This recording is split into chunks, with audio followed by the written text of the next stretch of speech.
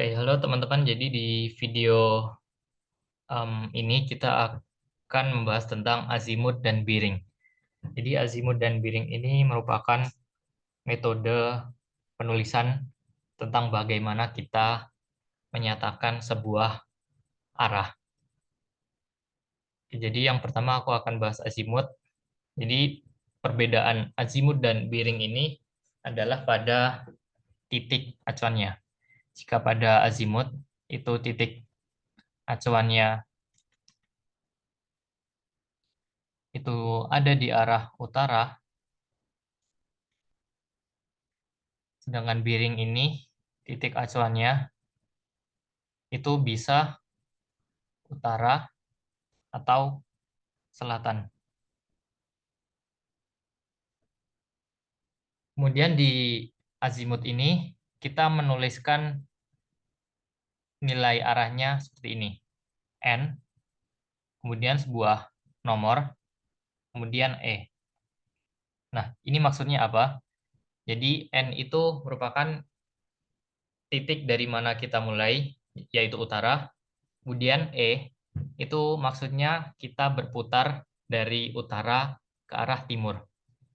Jadi dari sini, dari utara, kita berputar ke arah timur, seperti ini, ke arah jarum jam. Jadi mungkin langsung ke contohnya saja. Jadi di azimut, arah utara itu kita nyatakan dengan 0 derajat, arah timur itu 90 derajat, selatan itu 180 derajat, dengan barat itu 270 derajat. Jadi misal kita punya arah ke utara, itu kita tulis sebagai N 0 derajat E. Karena kita berputar sebanyak 0 derajat atau tidak berputar dari arah utara.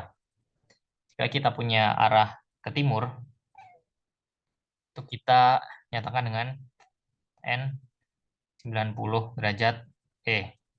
Karena kita berputar 90 derajat dari arah utara menuju ke arah timur. Dan jika selatan, berarti langsung saja N 180 E. Dan jika ke barat, itu berarti N 270 E. Kemudian jika sisi maksud aku, jika arah yang kita cari itu berada di antara utara, timur, selatan, dan barat, misalnya seperti ini. Nah, jadi kalau seperti ini kita menghitung berapa besar sudutnya dari arah ini dihitung dari arah utara. Jadi kalau buat arah yang merah ini, kita hitung besar sudut dari utara ke arah ini. Misal ini 60 derajat, berarti arah dari ini kita bisa nyatakan N 60 derajat E. Dan jika arahnya ke arah tenggara, nah kita menghitung sudutnya juga jangan lupa dari arah utara. Selalu dari arah utara untuk sistem azimut ini. Jadi misal di sini arahnya di sini utara sampai timur 90 derajat. Kemudian di sini 30 derajat. Berarti kan 90 tambah 30, 120. Berarti arah ini bisa kita nyatakan N 120 derajat E. Seperti itu. Kemudian satu contoh lagi.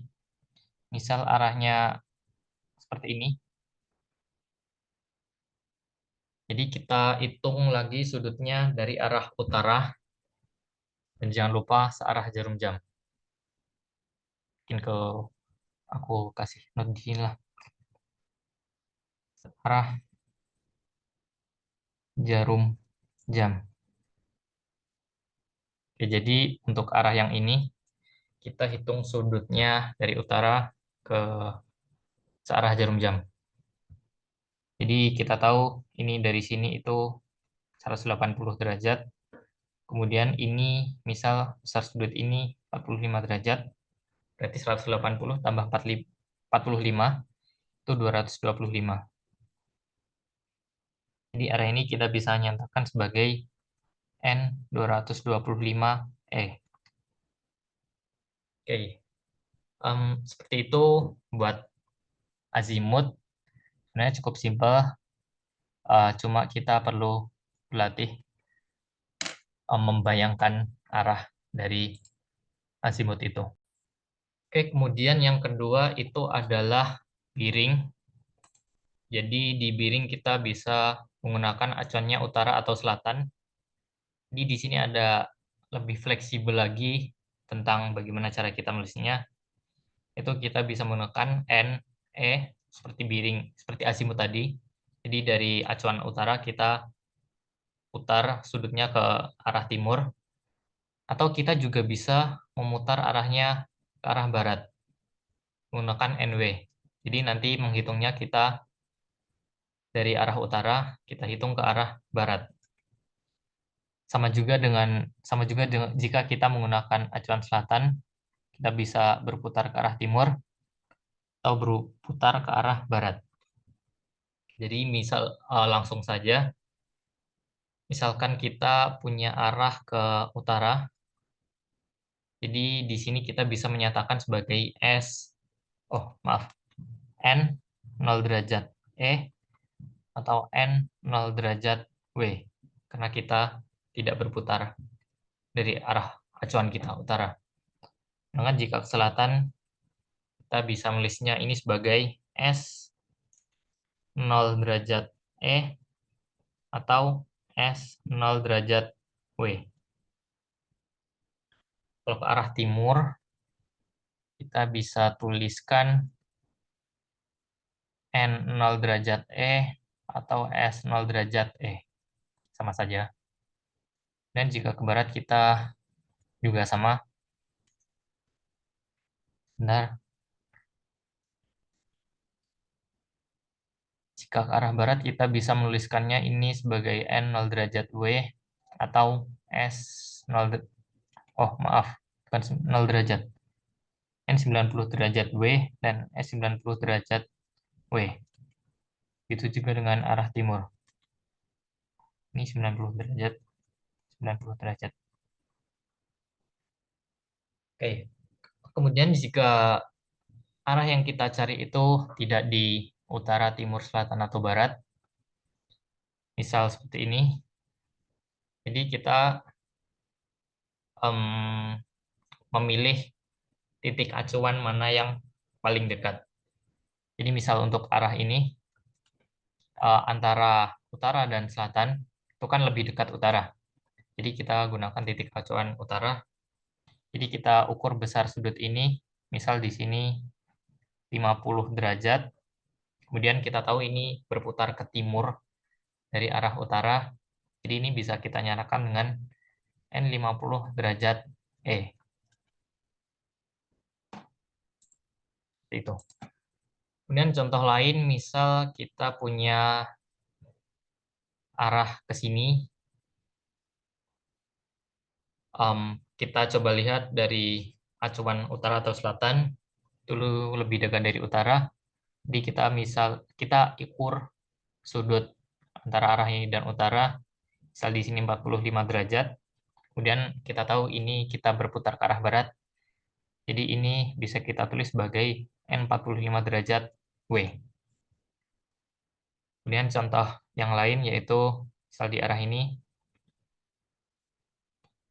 Di arah ini titik acuan selatan itu lebih dekat dari titik acuan utara.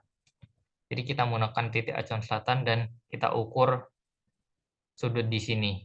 Misal di sini 48 derajat. Jadi arah yang ini bisa kita nyatakan sebagai S 48 derajat W. Karena kita berputar ke arah barat. Oke. Jadi simpelnya seperti itu. Di soal kebumian sebenarnya azimut setauku itu lebih sering dipakai daripada bearing. Tapi ya alangkah baiknya kita belajar kedua-duanya untuk pengetahuan kita lah. Jadi mungkin seperti itu untuk video kali ini. Kita akan lanjut ke video berikutnya.